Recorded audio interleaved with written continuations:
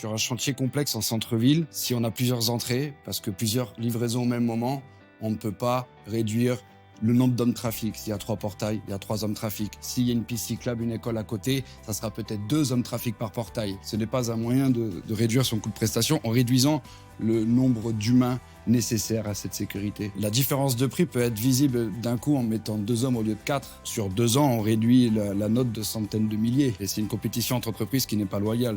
D'où l'importance d'aller questionner et de bien analyser le cahier des charges fourni aux entreprises par rapport au thème de la sécurité. Le risque de sous-dimensionner une sécurité, ça peut être des voisins qui se plaignent, des parents d'élèves qui se sentent pas en sécurité quand ils déposent leurs enfants qui est à l'école juste à côté, des passants à l'arrêt de bus parce qu'il y a des camions qui reculent en plein centre-ville, ce qui arrive tout le temps, du levage sur les grues avec des charges qui passent au-dessus de la tête des gens. Il y a toute une manière de rassurer en fait l'environnement parce qu'on ne construit pas tout seul. Il y a évidemment toute une population aussi qu'il faut protéger au-delà des acteurs du chantier. Être témoin d'un accident ou en partie responsable d'un accident sur un chantier, ce souvenir atroce va vous suivre toute votre vie. En mettant de la valeur sur la sécurité, cela vous évite les accidents ou d'en être témoin.